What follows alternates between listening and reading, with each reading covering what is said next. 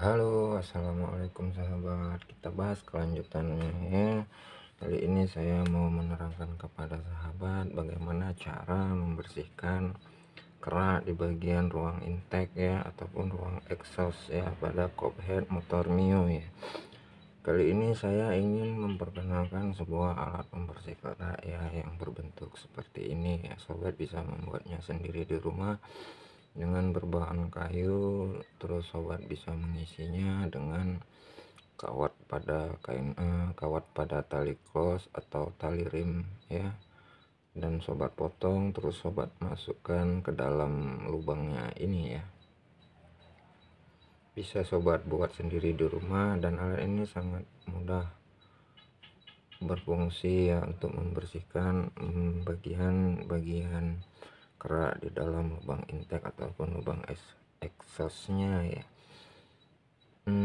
Namun pada kali ini saya ingin menjelaskan bahwa saya menggunakan alat ini secara maksimal ya. Yang perlu sobat ketahui bahwa membersihkan lubang intake dari kerak-keraknya itu ya pada rumah kophead silinder Mio ini ya, bersihkanlah dia dengan cara manual ya, tidak menggunakan bor ya. Kenapa saya katakan tidak menggunakan bor ya, karena apabila sewaktu Anda putar dengan menggunakan bor bisa terjadi selip atau pergeseran ya. Karena kenapa di sini saya akan menjelaskan ya, pada saat sobat melakukan pemutaran pada lubang exhaust atau intake-nya ya, jika terjadi slip dapat merusak ini ya, dapat merusak pinggiran rumah klep ini ya, yang mengakibatkan ini kan terbuat dari baja, sementara kophead ini kan terbuat dari aluminium, dia lebih lunak, jadi dia temakan lebih dalam ini. Jika terjadi guratan-guratan yang dalam, sobat akan lebih lama untuk menyekur klepnya ya. Dan apa yang terjadi pada klep jika terlalu lama menyekurnya ya, posisi klep akan menjadi lebih dalam dan tenggelam ya, yang lambat laun bisa merusak ini ya, rumah kophead ini ya. Memang ada jalan solusinya, sobat bisa melakukan apa tuh ya namanya, setting lagi rumah klepnya ya, tapi kan itu nggak bagus ya, dan buat tambah ribet ya, dan membutuhkan biaya lagi yang besar jika rumah klep ini sudah terlalu dalam ya. Sementara jika sobat mau yang bagus ya, sobat harus mengganti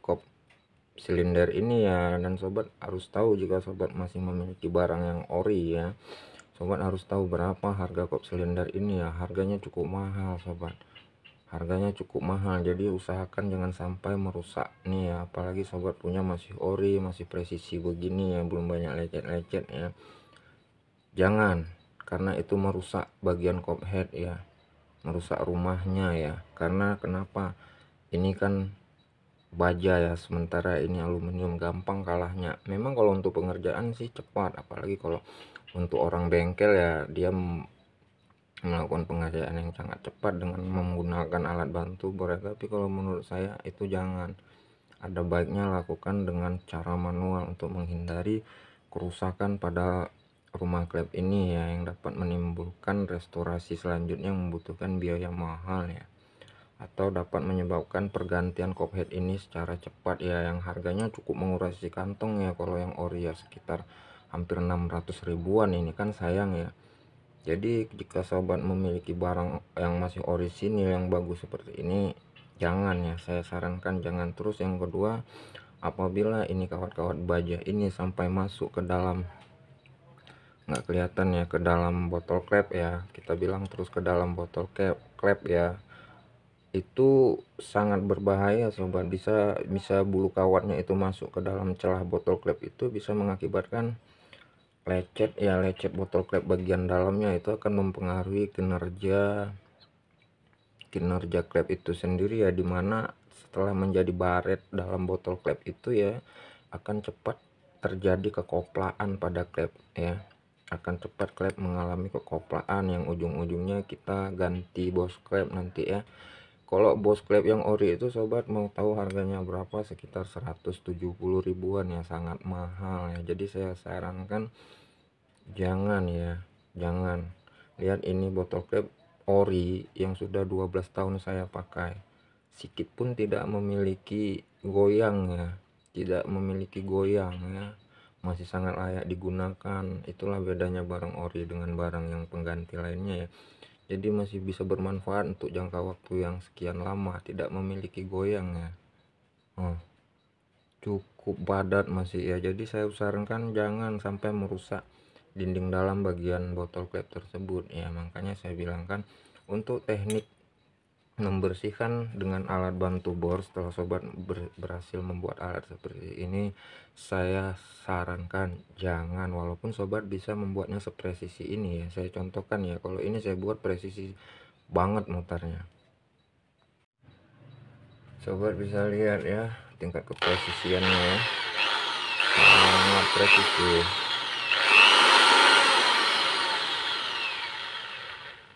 Lumayan presisi ya sobat ya.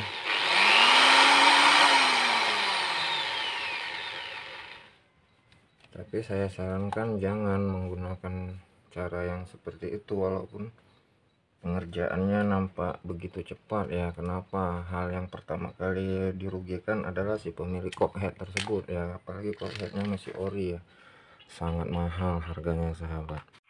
Untuk harga part katalognya coba bisa lihat di aplikasi dealer resmi ya, pada angka 1, 2, dan 3 ya. Untuk harga kopheadnya sendiri di sini tertera di angka nomor 1 ya, di harga 580.000 ya. Sementara harga botol klepnya pada angka 2 dan 3 tertera harga 170.000 ya. Jadi di total 900 sekian. Kalau untuk bagian luar ya, entah kerak-kerak bagian luar, jika sobat membersihkannya dengan menggunakan alat bor ya, mungkin itu lebih boleh daripada bagian dalam ya. Karena kenapa?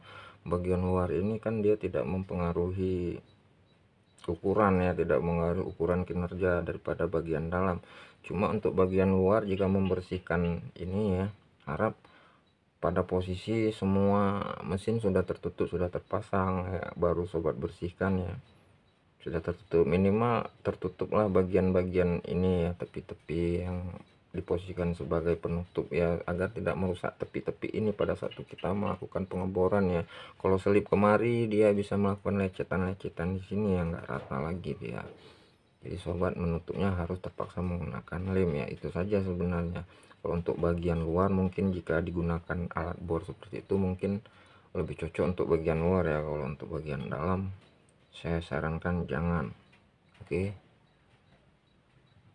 Jadi membersihkannya cukup begini aja ya sobat ya.